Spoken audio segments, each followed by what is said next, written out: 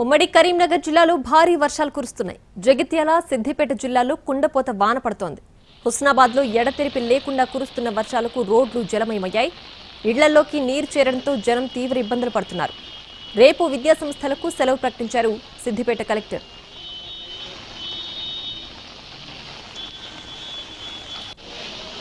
ఉమ్మడి కరీంనగర్ జిల్లాలో భారీ వర్షాలు కురుస్తున్నాయి. జగిత్యాల, సిద్దిపేట జిల్లాలో కుండపోత వాన పడుతోంది. పూర్తి డీటెయిల్స్ మా ప్రతినిధి భాస్కర్ లైవ్ లో అందించడానికి సిద్ధంగా ఉన్నారు. భాస్కర్, చెప్పండి, ఉమ్మడి కరీంనగర్ జిల్లాలో వర్షపాతం ఏ విధంగా ఉంది? ప్రజల ఇబ్బందులకు సంబంధించి గవర్నమెంట్ ఎలాంటి చర్యలు తీసుకోబోతున్నారు? ఏంటి పూర్తి డీటెయిల్స్?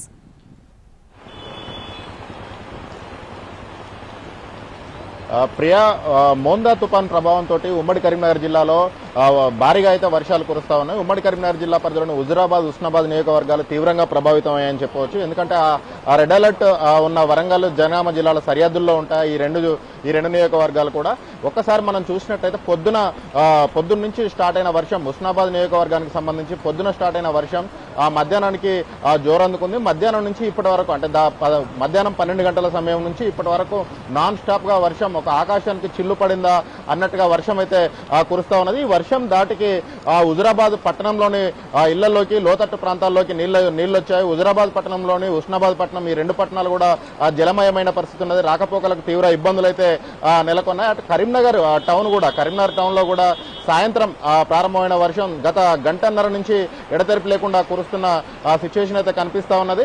ఉస్నాబాద్ నియోజకవర్గాన్ని కనుక చూసినట్లయితే తీవ్రంగా ప్రభావితమైన ఈ ప్రాంతంలో చూస్తే అక్కన్నపేటలో 22 సెంటీమీటర్లు, కట్కూరులో 24 సెంటీమీటర్లు, ఉస్నాబాద్ పట్టణంలో 24.9 సెంటీమీటర్లు, అటు హుజురాబాద్ నియోజకవర్గం బోర్నపల్లిలో 19 సెంటీమీటర్లు, ఆ తర్వాత ఇందుర్తిలో 11 సెంటీమీటర్లు, ఇలా అంటే ఒక మోస్తరు నుంచి భారీ వర్షాలు అంటారు. ఆ భారీ వర్షం కాకుండా అతి భారీ వర్షాలు 20 సెంటీమీటర్ల వర్షపాతం నమోదైంది అని అంటేనే అతి భారీ వర్షం అంటారు. 20 సెంటీమీటర్లకు పైగా వర్షపాతం అనేది ఉస్నాబాద్ పట్టణంలో నమోదైంది. అటు కట్కూరు, అటు అక్కన్నపేట, ఇటు ఇందుర్తి, ఇటు హుజురాబాద్ నియోజకవర్గం, ఈ అన్ని చోట్ల కూడా 20 సెంటీమీటర్లకు పైగానే వర్షపాతం నమోదవడం అనేది పరిస్థితి ఏ విధంగా ఉందో మనం ఊహించుకోవచ్చు. అయితే మరొక వైపు వర్షాలు అనేటి ఈ కురుస్తున్న నేపథ్యంలో రైతులు ఒక తీవ్రంగా ఇబ్బందులు పడతా ఉన్నారు. ఆ అన్నదాతలు అయితే ఆరుగాలం శ్రమించి పండించిన వరి పంట చేతికొచ్చే సమయం, కొంతమంది అయితే కోసారు, ముందు నాట్లేసిన వాళ్ళైతే వరిని కోసి కొనుగోలు కేంద్రాల్లోకి తరలించారు. కొనుగోలు కేంద్రాల్లోనే ఇప్పుడు అవి కుప్పలు పోస్తున్నాయి. ఆ వడ్లు తడిసిపోతున్న పరిస్థితి మరోవైపు ఉన్నది. ఇంకోవైపు కోయని వరి గాలి, పెద్ద ఎత్తున గాలి రావడంతో, గాలులు వేయడం, గంటకు 20-30 కిలోమీటర్ల వేగంతో గాలులు వేయడంతో ఆ ఏపుగా పెరిగిన వరి పైరు అనేది పూర్తిగా అడ్డం పడ్డ పరిస్థితి. అంటే అది వరి కోత మిషన్ తో కోయడానికి ఒక తీవ్రంగా ఇబ్బంది అనేది తలెత్తే అవకాశం ఉంది. అటు వరి కోసిన వరికి కళ్ళాల్లో తడుస్తా ఉన్నది, ఇటు కోయని వరి పొలాల్లో తడుస్తా ఉన్నది. అన్నదాతలు ఏం చేయాలో దిక్కుతోచని పరిస్థితిలో అన్నదాతలు ఉన్నారు. మరోవైపు సిద్దిపేట జిల్లాలో రేపు కూడా వర్షాలు కురిసే అవకాశం ఉంది. రాత్రి కల్లకొల్లలో పరిస్థితులు ఉండే అవకాశాలున్నాయని చెప్తున్న నేపథ్యంలో రేపు విద్యా సంస్థలన్నిటికీ సిద్దిపేట జిల్లా పరిధిలోకి వస్తుంది. ఉస్నాబాద్ ప్రాంతం కూడా, ఆ ప్రాంతంలో కంప్లీట్ గా సెలవులు అయితే ప్రకటించున్నారు. మరోవైపు జగిత్యాల్లో కూడా సాయంత్రం నుంచి భారీగా వర్షం అయితే కురుస్తా ఉన్నది. భారీగా వర్షం కురుస్తున్న నేపథ్యంలో సిరిసిల్ల, జగిత్యాల ప్రాంతాలు కూడా అలర్ట్ గా ఉండాలని చెప్పేసి అధికారులు అయితే ఆదేశాలు జారీ చేశారు. ఇప్పటికే 2 జిల్లాల కలెక్టర్లు కూడా, జగిత్యాల, సిరిసిల్ల, ఇటు కరీంనగర్, 3 జిల్లాల కలెక్టర్లు కూడా కంట్రోల్ రూమ్లు ఏర్పాటు చేశారు. లోతట్టు ప్రాంతాలు జలమయమైన, అటు వరి ధాన్యం కేంద్రాల్లో ఇబ్బందికర పరిస్థితులు తలెత్తిన, ఇటు గ్రామాల్లో వాగులు వంకలు పొరలినా కూడా తక్షణమే సమాచారం అందించాలని చెప్పేసి ఇప్పటికే కలెక్టర్లు అయితే ఇప్పటికే కంట్రోల్ రూమ్లు అయితే ఏర్పాటు చేసిన పరిస్థితి ఉన్నది.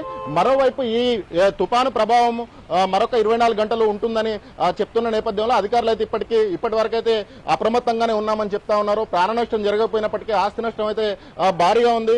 ఉస్నాబాద్ ప్రాంతం ఇంకా ఎప్పుడు తేరుకుంటుంది అనేది అయితే తెలియలేని పరిస్థితి అయితే కనిపిస్తా ఉన్నది. ప్రియా, భాస్కర్, అయితే ఇప్పటికే మొంతా తుఫాన్ కారణంగా విద్యా సంస్థలకు సెలవు ప్రకటించిన నేపథ్యంలో పంట నష్టపోయిన రైతన్నలకు సంబంధించి ఎలాంటి సహాయక చర్యలు చేపడుతోంది యంత్రాంగం?